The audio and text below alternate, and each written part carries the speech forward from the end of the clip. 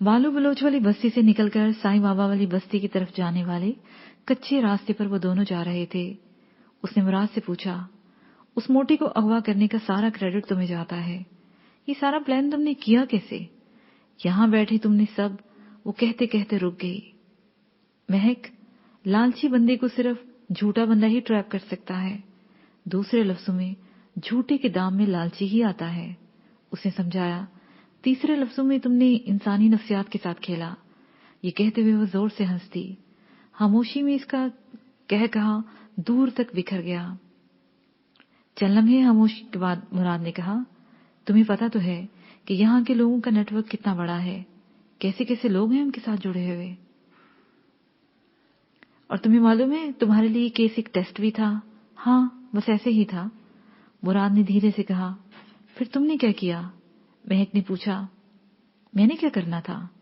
इन लड़कों से फोन पर राब्ता किया, मालूमात ली और शहर चला गया।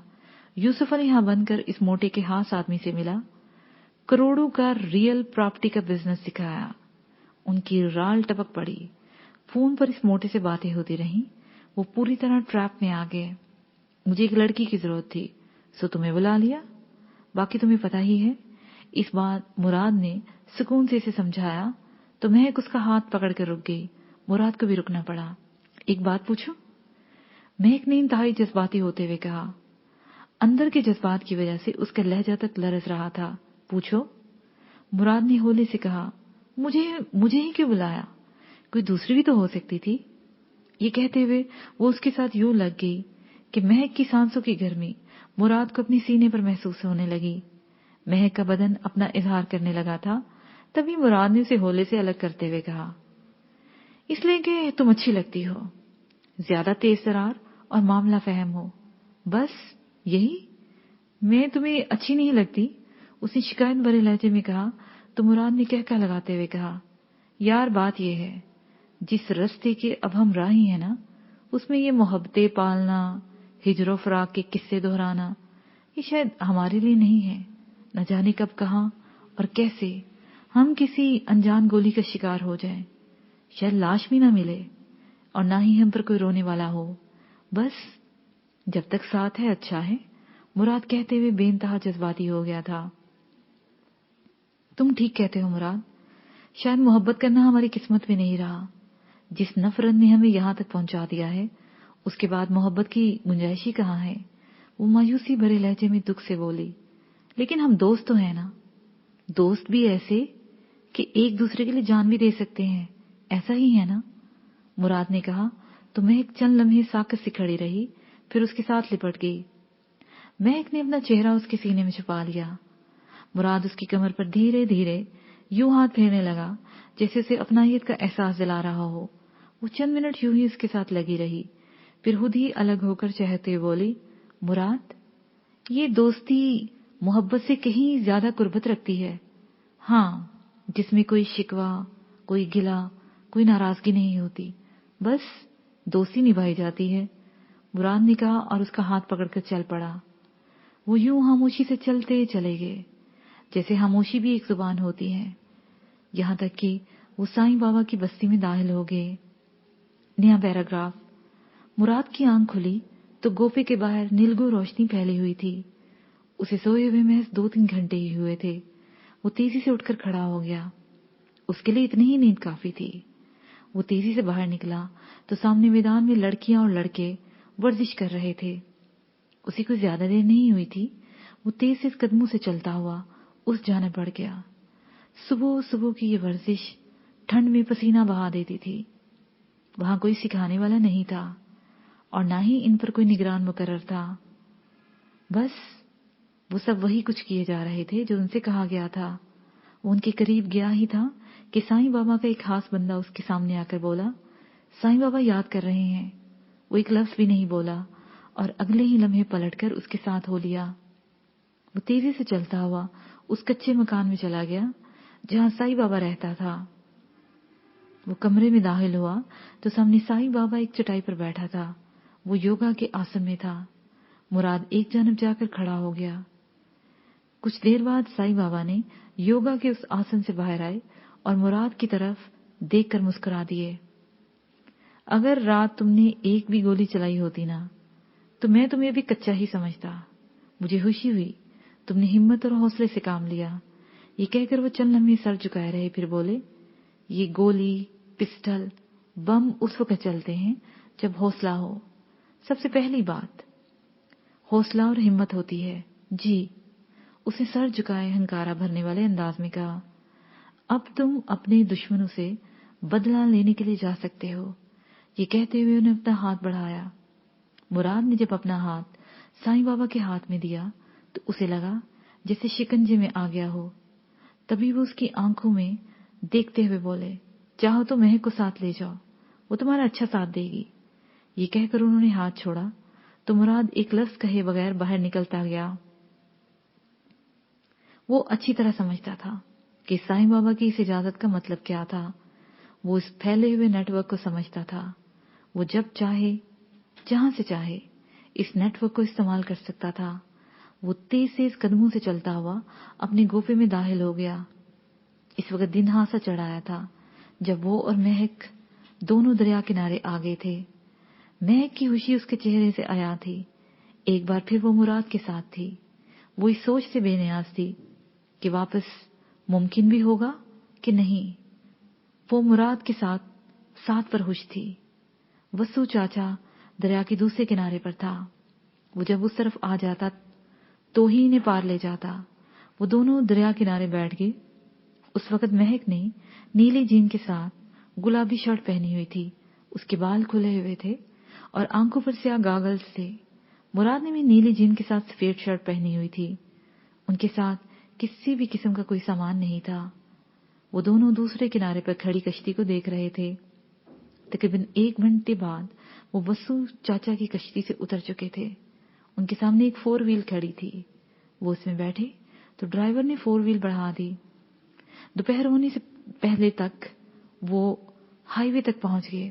हाईवे पर जाकर ड्राइवर ने 4 व्हील रोक दी और सामने इशारा करते हुए बोला, ले जी, वो सामने स्याह करोला खड़ी है, वो आपके लिए है, उसमें ड्राइवर नहीं होगा। मुराद ने कोई जवाब नहीं दिया और 4 व्हील से उतरकर उस कार की जानिब चल पड़ा। महक भी उसके पीछे चली गई। मुराद ने कार ड्राइवर साइड का गेट खोला तो लॉक नहीं था। वो सीट पर बैठ गया। चाबी इग्निशन में थी। पैसेंजर सीट पर एक बैग पड़ा हुआ था। महक उस तरफ बैठने लगी तो उसने पहले बैग को देखा, फिर उसे उठकर खुद बैठ गई। मुराद ने कार स्टार्ट की और ड्राइवर को हाथ हिलाते हुए चल पड़ा। महक इस बैग में देखने लगी, फिर 2 सेल फोन निकाल कर बोली, ये फोन है, काफी सारे करेंसी नोट और कपड़े हैं। तुम्हें अफसोस हो रहा होगा? मुराद ने संजीदगी से पूछा। मतलब अफसोस क्यों? उसने भी सवाल कर दिया। तुम्हारा मेकअप का सामान नहीं होगा इसमें, इसलिए, मुराद ने कहा और कहका लगा दिया। इस पर महक भी खुलकर हंसती, फिर बोली, लगता है कोई असला इधर उधर कहीं होगा। ये कहकर उसने डैशबोर्ड खोला तो वो खाली था। अपनी सीट के नीचे देखो, मुराद ने कहा तो उसने हाथ डालकर देखा तो जदीद साथ के 2 पिस्टल निकाल लिए। उसके साथ ही मैगजीन भी थे। वो खुश हो गई। फिर उसने इत्मीनान के साथ सीट से टेक लगा ली। मुराद ने सीढ़ी ऑन कर दी तो कार में मुकामी गुलकार की आवाज के साथ मौसीकी फैल गई। उसने कार की रफ्तार बढ़ा दी। नया पैराग्राफ। रात का पहला पहर गुजर चुका था जब वो शहर की हदूद में दाखिल हुए। यही वो शहर था जहां एक अरसा मुराद ने गुजारा था। यहां ऐसे किसी भी शख्स से बचना था जो उसे पहचान सकता था। तकरीबन 7 घंटे के रास्ते में उन्होंने वहां मौजूद लोगों से राब्ता कर लिया था। उनके शहर तक पहुंचने में उन्हें क्या कुछ दरकार था, उसका सारा बंदोबस्त हो गया था। उन्होंने शहर से बाहर नौ तामीर शुदा इलाके में एक ऐसी जगह कार रोक दी जिसके बारे में बताया गया था। उनके रुकते ही महक के पास फोन बज उठा। उसके साथ ही एक कोठी का दरवाजा खुल गया। वो हदायत के मुताबिक कार अंदर पोर्च तक ले गया। छोटे से लाउंज में एक नौजवान बैठा हुआ था। उसने उठकर मुराद से हाथ मिलाते हुए कहा, मैं इकबाल हूं, अभी आपसे राब्ते में था। यहाँ कितने लोग हैं? मुराद ने इसकी बात का जवाब ना देते हुए पूछा। कोई नहीं, मैं हूं या आप हैं? उसने कांधे झुकाते हुए कहा। तो मुराद ने सोचते हुए कहा, काम होते होने का पता नहीं कितने दिन लगेंगे, लेकिन मुझे जो इन्फॉर्मेशन चाहिए वो पक्की और फौरी हो। पैसे की बिल्कुल फिक्र मत करना। ये कहते हुए उसने महक को इशारा किया। उसे बैग में से नोटों की 2 गड्डियां निकाली और उसकी तरफ बढ़ा दी। इकबाल ने वो गड्डियां पकड़ते हुए कहा, मैं चंद काबिले एतमाद लोगों को काम पर लगा दिया है, आप फिक्र न करें, शाम तक सब कुछ पता चल जाएगा। ओके, मुराद ने सर हिलाते हुए कहा तो वो बोला, आप ऊपर कमरे में जाकर फ्रेश हो जाएं, मैं खाना वहीं लेकर आता हूँ। ये कहकर वो मुड़ गया तो वो दोनों सीढ़ियां चढ़ गए। वो कमरा साफ सुथरा था। बेड पर साफ चादर थी। महक ने बैग रखा और सीधी बेड पर लेटते हुए कहका लगाकर बोली, हमारे लिए तो बेड पर सोना भी एक अय्याशी है, तो करो ना अय्याशी, किसने रोका है। मुराद भी उसके करीब बैठते हुए बोला तो वो उठकर बैठ गई। फिर समझाने वाले अंदाज में बोली, ओ सोनिया, खाना तो खा लूं। इसके अंदाज पर मुराद हंस दिया। वो फ्रेश हो चुके थे। जब इकबाल उनके लिए खाना लेकर आ गया, उसे खाना मेज पर रखते हुए कहा, बर्तन बाहर रख दे और सुकून से आराम करें, मैं इधर हूं सिक्योरिटी के लिए, कोई फिक्र नहीं। ठीक है, महक ने कहा और मेज के पास रखी कुर्सी पर बैठ गई। इकबाल चला गया तो वो खाने में मसरूफ हो गए। सुबह की नीलगुल रोशनी फैली हुई थी। जब महक की आंख खुली, मुराद बेड पर नहीं था। उसने उठकर देखा, वॉशरूम का दरवाजा भी खुला हुआ था। वो उसे तेजी से तलाश करती हुई छत पर जा पहुंची। मुराद वहां वर्जिश कर रहा था। महक अपने सीने पर हाथ बांधे उसे देखने लगी। उसका एहसास करके मुराद ने भी उसकी जानिब देखा और बोला, आ जाओ तुम भी। नहीं, मैं सिर्फ तुम्हें देखूंगी। उसने दीवार के साथ टेक लगाते हुए कहा, मेरी मदद नहीं करोगी। मुराद ने तेज से सांसों के दरमियान कहा, नहीं, बल्कि तुम्हें ये कहूंगी, ये वक्त इस तरह की वर्जिशों का नहीं, और ना ही हम कहीं तफरी पर आए हुए हैं। हम इस वक्त बाहर हैं और हमारे चारों जानब सिर्फ दुश्मन हैं। महक ने धीमे अंदाज में से समझाया तो वो फिर रुक गया। फिर हाथ झाड़ते हुए बोला, तुम बिल्कुल ठीक कहती हो, आओ चलें। उसने दीवार के साथ खड़ी महक की कमर में हाथ डाला और उसे लेकर सीढ़ियों की जानिब बढ़ा। मुराद समझ रहा था कि वो ऐसा क्यों कह रही है। वो जरूरत से ज्यादा चौकन्ना थी। उसे गलत नहीं करार दे सकता था, सो उसने एक ही लम्हे में उसकी बात मान ली। दिन का पहला पहर खत्म हो चुका था। वो दोनों इस छोटे से लाउंज में बैठे हुए थे। इकबाल इन्हें नाश्ता करवा के चला गया। महक सेल फोन पर मसरूफ थी। ऐसे में मुराद के सेल पर इकबाल की कॉल आ गई। उसे कॉल पिक की तो वो बोला, इतला ये है कि सरदार सिकंदर गांव ही में है। उसकी बेटी और बेटा भी हवेली ही में है। एक बेटा जुनेद शहर से आया हुआ है। वो अपने हवारियों के साथ इस वक्त अदालत में है। कितने लोग हैं इसके साथ? मुराद ने पूछा तो महक ने सेल फोन छोड़कर उसकी जानिब देखा। यही कोई 5-6 हैं। जाहिर है उनके पास असला भी होगा। एक 4 व्हील ही है उनके पास। इकबाल ने उसे बताया, कोई बात नहीं, तुम लोगों को जैसे समझाया है वैसे ही करना। कोई बंदा भी उस वक्त तक सामने नहीं आएगा जब तक मैं इशारा ना दूं या बहुत जरूरत ना हो। ठीक है, मैं अपने लोगों के साथ अदालत ही में खड़ा हूं। और वो जुनेद मुझसे थोड़े ही फासले पर एक वकील के चैम्बर में बैठा हुआ है।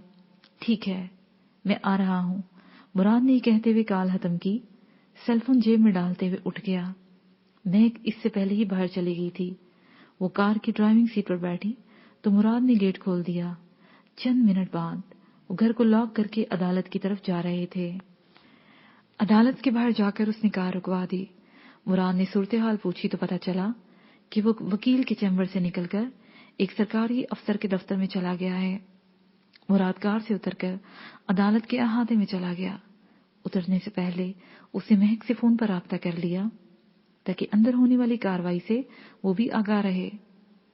उसने अपनी जैकेट के अंदर पड़े दोनों पिस्टल को महसूस किया और जरा सी देर में उसने एक जगह इकबाल को खड़े हुए देख लिया था।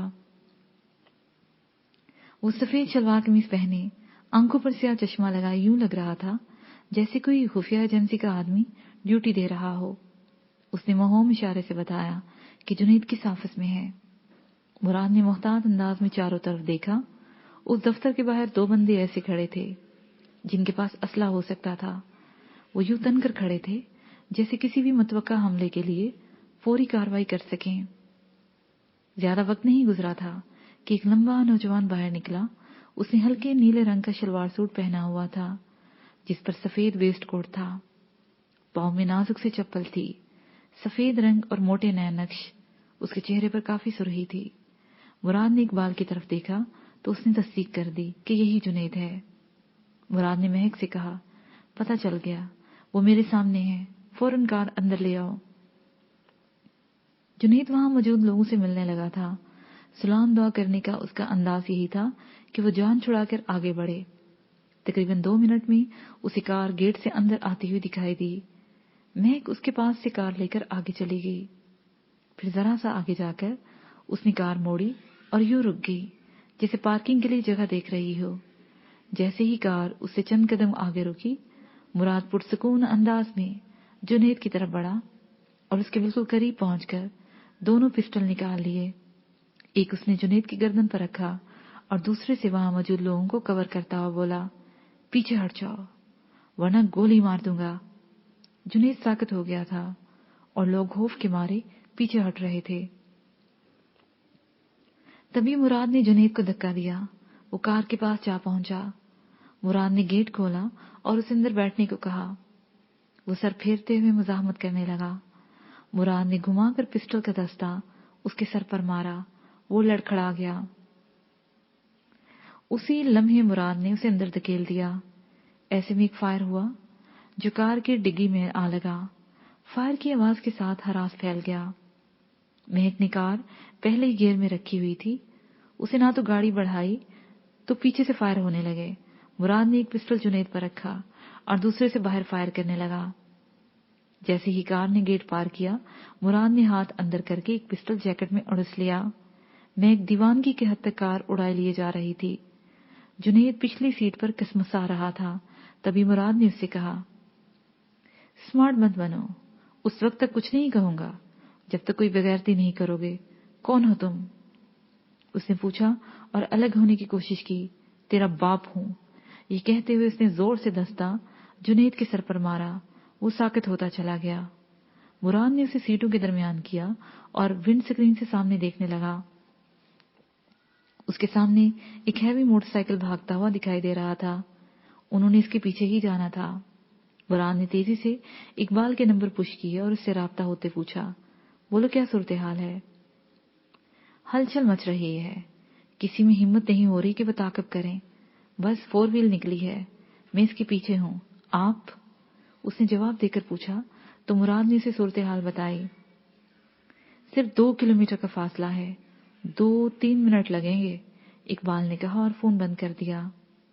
तकरीबन 2 किलोमीटर पर जाकर वो हैवी बाइक वाला एक कच्चे रास्ते पर मुड़ गया।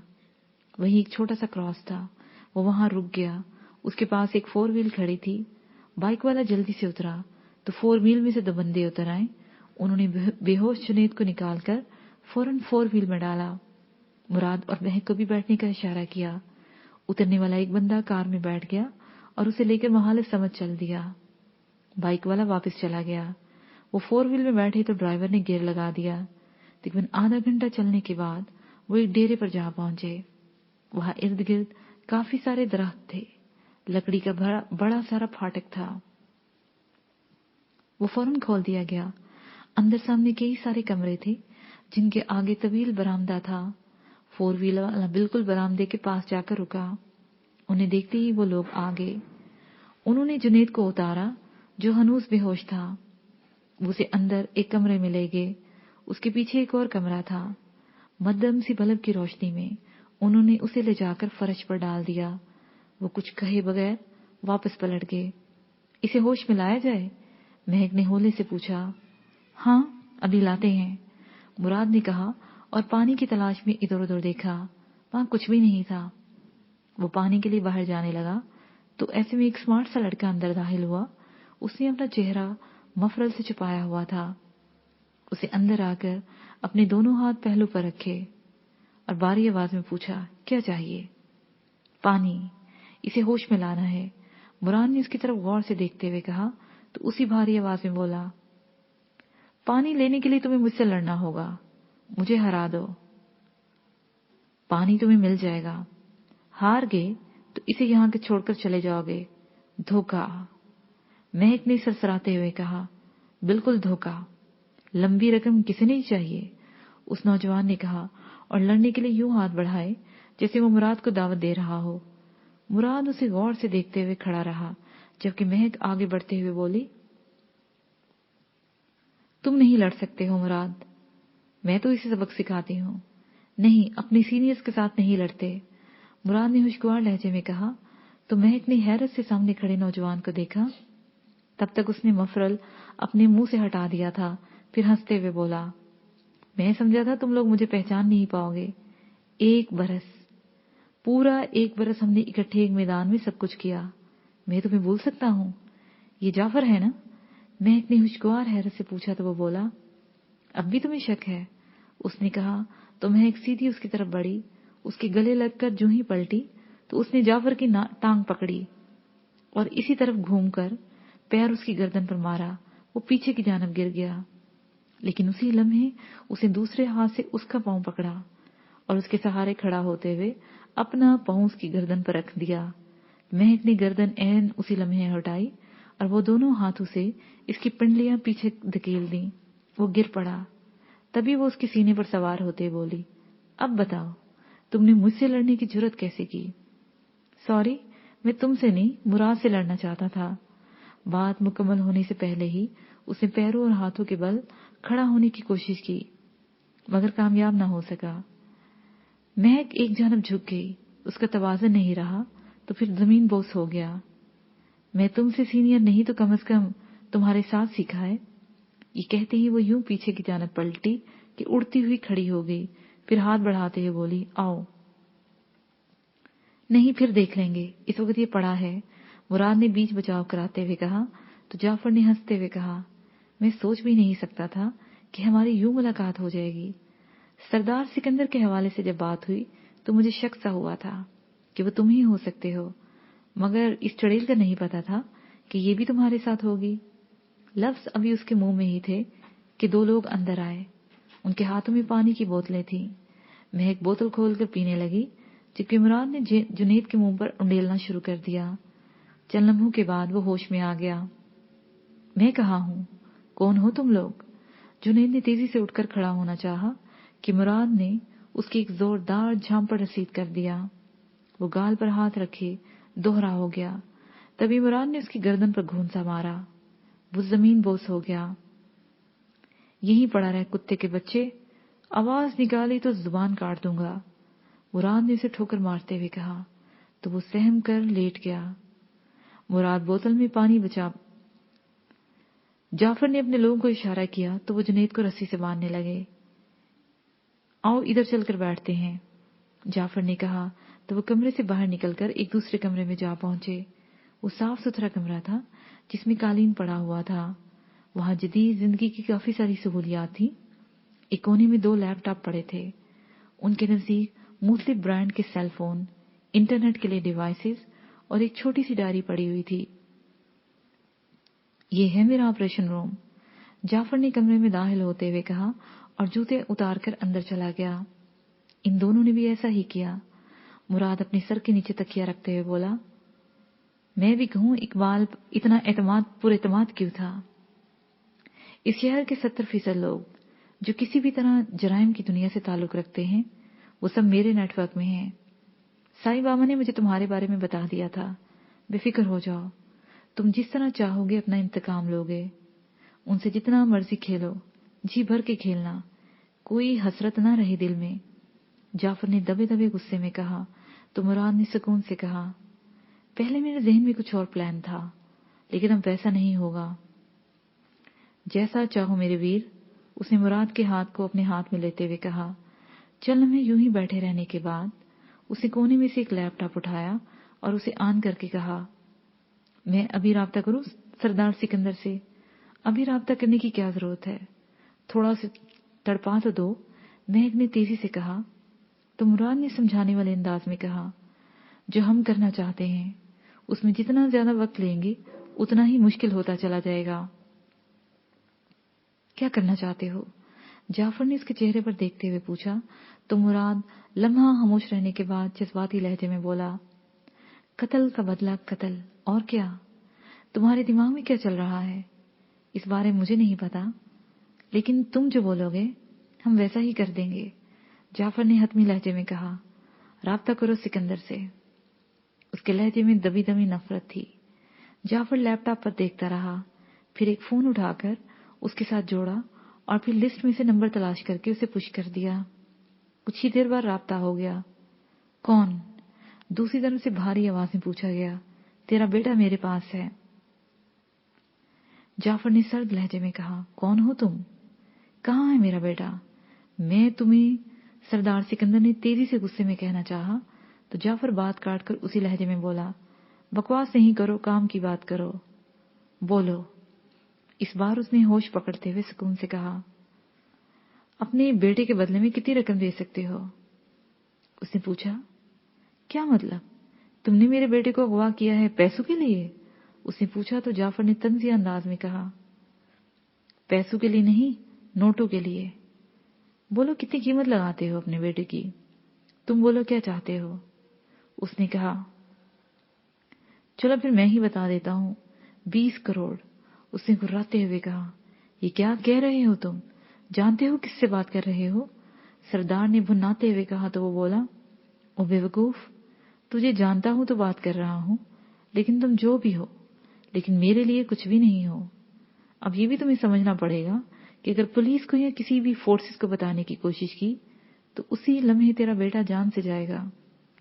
मैं रिस्क लेने वाला बंदा ही नहीं हूं। बोलो 20 करोड़ दे रहे हो या तेरे बेटे को मार दें? उसने अखड़ लहजे में कहा। देखो, इतनी बड़ी रकम मेरे पास तो नहीं रखी हुई, मुझे वक्त दो, आज शाम तक जितने भी होंगे मैं दे दूंगा। उसने कहा, मतलब तुम्हें अपने बेटे की जिंदगी नहीं चाहिए? वो बोला, नहीं नहीं, ऐसी बात मत करो, मैं समझता हूं सारी बात। सरदार तेजी से बोला, तो फिर मेरी दूसरी कॉल का इंतजार करो। अगर हमें शक भी हो गया कि तुमने हमें तलाश करने के लिए फोर्सेस की मदद ली है तो हम माफ नहीं करेंगे। ये कहते हुए जाफर ने कॉल खत्म कर दी।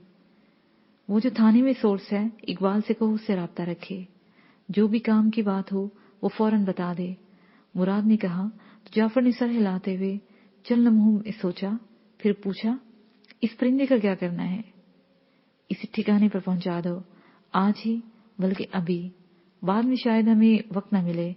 मुराद ने कहा तो उसने हतमी अंदाज में सर हिला दिया, फिर उठकर बाहर की जानिब चल पड़ा। रात का दूसरा पहर था। सरदार सिकंदर एक बंगले से निकला। उसके साथ 2 लोग मजीद थे, जिनमें से एक वहां के इलाके का डीएसपी जो सादा लिबास में था और दूसरा सियासतदान जो उस इलाके में सरदार सिकंदर से भी ज्यादा ताकतवर माना जाता था। उसके आसपास गुंडों की अपनी एक फौज थी जिनसे वो इलाके पर हुक्मरानी करता था।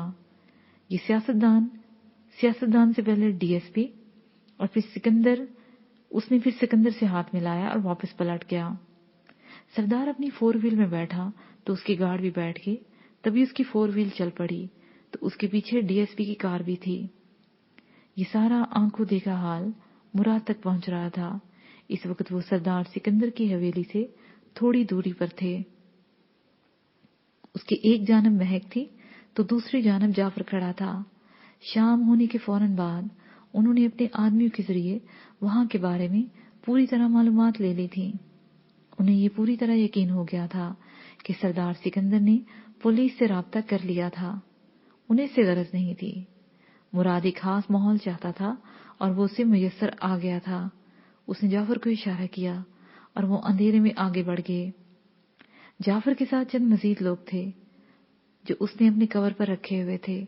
इस वक्त हवेली के बाहर 2 लोग एक चारपाई पर बैठे हुए थे। उस बड़े फाटक के बाद एक बड़ा सारा लॉन आता था जिसके साथ साथ एक पुख्ता सड़क बनी हुई थी जो मेहमान हानी के पोर्च से होकर आगे चली जाती थी। उसके खत्म होते ही रिहायशी इमारत थी। हवेली के इर्द गिर्द ऊंची ऊंची दीवारें थीं। इन्हें गेट ही से रास्ता मिल सकता था। जैसे ही जाफर आगे बढ़ा उसने अपने आदमी को अलर्ट कर दिया। उसमें से 2 आदमी उन लोगों के पास चले गए जो चारपाई पर बैठे हुए थे। उन्होंने जाकर चंद बातें की। बातों के दौरान वो चारपाई पर बैठे ही रहे। तभी उनके पास जाने वाले लोगों ने उनके सरों पर एक साथ वार किया। शायद वो सोच भी नहीं सकते थे कि यूं उन पर कोई हमला कर सकता है। अगले चंद लम्हों में वो बेहोश हो गए। उन्होंने बेहोश लोगों को उठाया اور پھاٹک کے اندر چلے گی۔